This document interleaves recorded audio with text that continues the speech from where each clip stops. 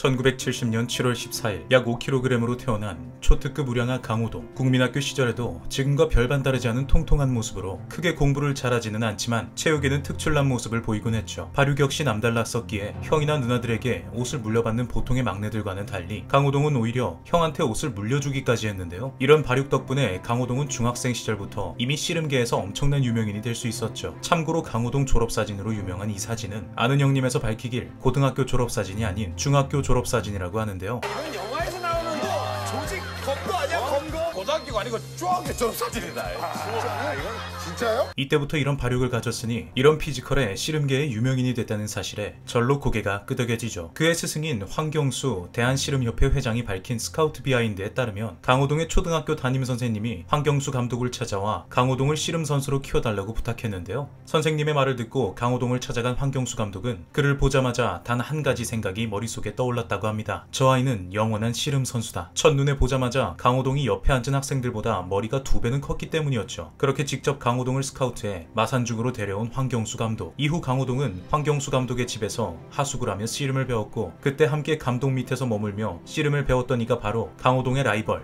이만기였습니다. 중학교 입학 후 씨름에 대한 재능을 꽃피우기 시작한 강호동은 근처에 있던 산상고등학교에 가 중학교 2학년밖에 되지 않는 어린 나이로 고등학교 씨름부 형들을 모조리 눕혀버리는 엄청난 실력을 자랑하는데요. 심지어 이 일을 계기로 경남대학교 씨름부 선수들과 맞붙어 박빙의 역량을 보여줬죠. 씨름에 대한 엄청난 열정과 재능으로 자신보다 5살 이상 차이나는 형들과 맞붙을 만큼 강호동은 씨름 신동이었습니다. 이런 재능을 가지고 고등학교에 입학하자마자 프로 선수들 사이에 끼어서 같이 뉴욕으로 전지훈련을 가기도 했는데요. 이때 그는 뉴욕의 거대한 전경을 바라보며 세상은 엄청나게 넓은 반면에 나는 너무 초라하고 작은 존재다 라고 느꼈고 이후 큰 포부를 갖게 되는 중요한 계기가 되었죠. 하지만 그런 열정을 가진 강호동에게도 훈련은 무척이나 힘든 것이었는데요. 한 번은 훈련이 너무 힘들고 지긋지긋해 씨름부가 단체로 가출을 한 적도 있었죠. 어떻게 갖고 있던 돈으로 민박집에 머물러 있었는데 민박집 주변이 조용하다는 사실 자체가 너무 좋았고 괴로운 운동을 안 하니 지나가는 사람들만 봐도 웃음이 나올 지경이었는데요. 하지만 이런 자유도 영원할 수는 없었습니다. 결국 감독님한테 도망가 있던 곳이 발각되어 잡혀버린 것이었죠. 발각 당시 강호동은 라면을 끓이고 있던 중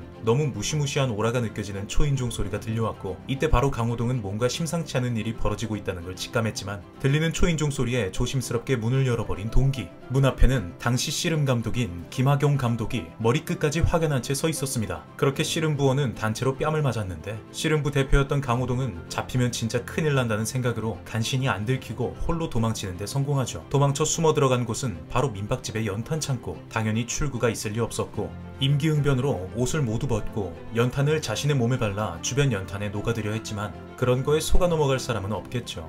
연탄 창고의 문이 열리자 강호동은 눈을 감으며 숨까지 참고 벽에 밀착해 숨었는데 다시 어둠이 찾아와 감독님이 나간 줄 알고 눈을 뜬 그 순간 바로 눈앞에 김학용 감독이 분노에 찬 채로 강호동을 노려보고 있던 것이었습니다. 결국 다 벗은 채로 머리채를 잡혀 바깥에 끌려 나왔죠. 이렇게 가끔씩은 사고도 쳤지만 뛰어난 씨름 실력으로 관계자들의 큰 주목을 받던 강호동. 그렇게 그는 고3이 되던 해 아마추어 전국 통일 장사를 거머쥐며 당대 최고의 루키로 눈도장을 찍게 됩니다. 1989년 3월 강호동은 20살의 나이로 대전 천하장사대회 8강전에 나가 데뷔전을 치르게 되는데요. 현재와 똑같은 열정 넘치는 모습으로 괴성을 지르고 나와 대중들에게 자신을 각인시키기도 했죠. 그런데 이 첫 데뷔전에서 큰 실수를 하고 마는데요. 경기 도중 양 선수 모두 상대방의 삿발을 놓치게 된 상황. 심판의 중단 신호가 없었지만 강호동은 경기가 중단되었다고 생각해 방심해버렸고 그 사이 상대 선수의 기습적인 밧다리에 당해 넘어지면서 패배를 맛보고 말았던 것입니다. 이 때문에 패배를 인정할 수 없다는 듯이 드러누워 땡깡까지 부리지만 승부의 세계는 냉철한 법. 그대로 데뷔전은 패배로 마무리 짓게 되죠. 하지만 실패에는 학습이 동반되는 게 당연지사. 이후 진행된 이만기와의 대결에서 똑같은 상황이 발생해버리고 이번엔 이 규정을 몰랐던 이만기가 방심을 하자 강호동이 테이크다운에 성공하게 됩니다. 그때는 억울했지만 결국 제게 약이 된 거죠. 이렇게 삿발 놓쳤을 때 달려들어서 이렇게 다리 건 거요? 그래가지고 저도 사실 그때는 억울했어요.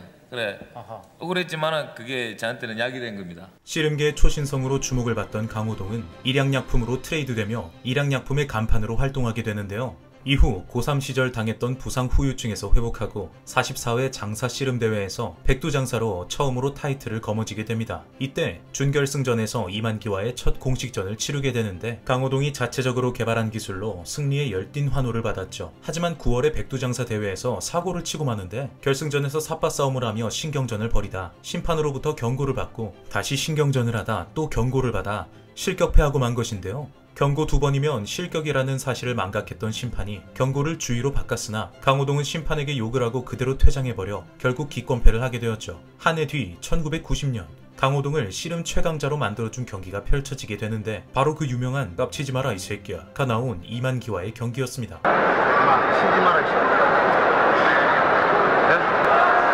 소리가 뭘 하면 됩니까? 성남에서 열린 18회 천하장사 대회에서 이만기와 처음으로 맞붙고 승리한 뒤 전국구 스타가 됐는데요. 이후 3번의 천하장사 대회를 싹쓸이하며 씨름계의 최강자로 자리매김하죠. 1991년, 1992년 초 모두 활발히 씨름 선수로 활동하던 중 1992년 5월 갑작스러운 소식이 들려오는데요. 신인들의 체격과 힘을 감당하기 힘듭니다. 부상 문제로 선수 생활을 끝내겠습니다. 바로 이해하기 어려운 씨름계 은퇴 소식이었죠. 불과 23살밖에 되지 않아 한참 현역으로 활동할 나이에 은퇴한다는 점과 강호동 특유의 민첩한 몸 기술로 당시 선수들에게 밀리는 조건들을 극복할 수 있었기 때문에 갑작스러운 그의 은퇴 발표에 많은 팬들은 혼란에 빠졌는데요. 추후 밝혀진 사실에 따르면 강호동이 모래판을 떠난 진짜 이유는 씨름에 대한 부담감이 커지면서 선수 생활에 대한 회피가 심각했다는 사실이었죠. 그의 씨름에 대한 엄청난 의욕이 도리어 발목을 잡아버린 거였습니다. 그렇게 강호동을 더 이상 방송에서 볼 수 없나 싶었지만 만약 그랬다면 우리는 지금의 아는 형님 1박 2일 등을 볼 수 없었겠죠. 씨름 선수 시절 별이 빛나는 밤에 출연했던 인연으로 이경규와 인연이 닿아 MBC 특채 개그맨으로 데뷔하게 된 강호동. 씨름 선수 시절에도 특유의 끼로 큰 인기를 얻었던 강호동답게 웃음과 퍼포먼스 등 재능과 끼를 아낌없이 발산해 무명 생활 없이 스타의 자리에 오릅니다. 강호동의 트레이드마크나 다름없는 행님아 역시 이경규가 제안했던 역으로 덕분에 방송가에 정착하는 데 성공하죠. MBC와의 전속 계약이 끝나고 타 방송사에도 출연하며 활동폭을 넓혔지만 MC로서의 경력도 짧고 캐릭터도 한정되어 있던 강호동은 큰 인상을 남기지 못했는데요. 하지만 캠퍼스 영상가요의 진행을 맡게 되며 MC로서의 자질을 입증, 이후 2세대 MC로 주목받기 시작합니다. 지금도 많은 사람들이 알고 있는 공포의 쿵쿵따로 선풍적인 인기를 끌다가 MBC에서 강호동의 천생연분을 크게 히트시키며 명실상부 국민 MC가 되었고, 이후 리얼로망스 연애편지, 야심만만, 엑스맨을 찾아라 등 많은 예능을 연이어 히트시켜 백상예술대상 TV 예능상까지 수상하게 되죠. 그 외에도 1대1 토크쇼인 무릎팍도사, 일반인 출연자가 중심인 놀라운 대회 스타킹, 리얼 버라이어티 1박 2일, 토크쇼 강심장 등을 진행하며 KBS, SBS, MBC, 방송 3사에서 대상을 총 5회 수상, 게다가 백상예술대상에서 TV 부문 대상을 수상해 그랜드슬램을 달성하는데요. 이때 강호동이 맡았던 예능들은 빡세기로도 유명해 많은 연예인들이 손을 내두를 정도였죠. 시청자는 지금 6시야, 우리는 새벽 4시지만 지치지만 시청자의 사랑을 받고 우린 건물을 사고 빌딩을 사고 그러는 거야. 하지만 빡센 촬영에도 불구하고 강호동은 열정으로 모든 걸 이겨냈는데요. 특히 방송 중 강호동이 촬영 때마다 했던 말로 유명한 지치지 말라는 말은 많은 시청자들을 감동에 빠지게 만들기도 했죠. 그렇지만 사람이 늘 열정에 매몰되어 살 수는 없었고 강호동도 역시 사람인지라 2011년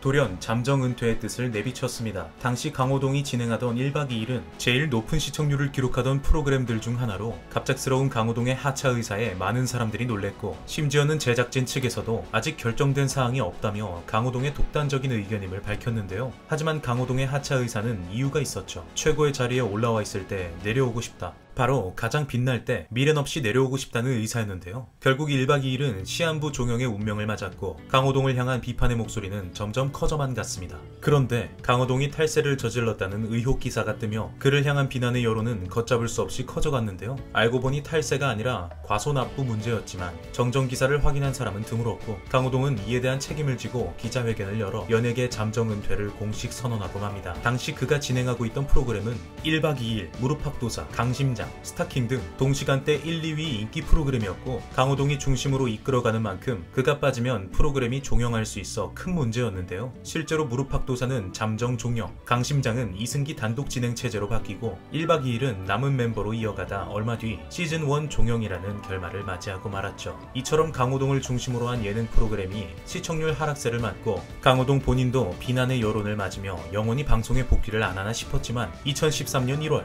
달빛 프린스라는 제목의 토크쇼로 복귀하게 됩니다. 하지만 부진한 시청률로 조기 종영하며 예전과 같은 명성을 되찾기엔 어려워 보였는데 우리 동네 예체능을 진행하며 이전의 명성을 조금씩 되찾기 시작하죠. 우리 동네 예체능에서도 변함없는 열정을 보여주며 그의 땀과 노력으로 시청자들을 설득해 나가기 시작합니다. 이후 시작하게 된 신서유기, 강호동의 레전드 프로그램이라고도 할 수 있는 1박 2일에서 함께 호흡을 맞춘 멤버들과 나영석 PD가 연출해 이전과 같은 케미를 보여주며 큰 인기를 끌어모았죠. 이 예능에서 본래 가지고 있던 강한 이미지를 버리고 스스로를 현 트렌드에 적응하지 못하는 옛날 사람 캐릭터로 묘사하면서 강호동의 강한 캐릭터에 거부감을 가졌던 시청자들에게 많은 동정표를 얻기도 했는데요. 또 과거 1박 2일의 향수를 불러일으킨다는 점에서 호평을 받아 주목을 받습니다. 이 외에도 아는 형님, 한끼줍쇼 등을 성공시키며 과거 전성기만큼은 아니지만 부활에 성공했다는 평을 받으며 연예계 복귀에 완벽 성공하죠. 이제는 골프 예능인 편먹고 공철이 아는 형님의 출연 중인 강호동, 곧 강심장의 리메이크 프로그램인 강심장 리그에서도 만나볼 수 있을 거라 하는데요. 그곳에서는 또 어떤 식으로 강호동의 훌륭한 진행 솜씨를 보여줄지 기대하며 영상 마치도록 하겠습니다. 그럼 오늘의 영상 시청해주셔서 모두 감사드립니다.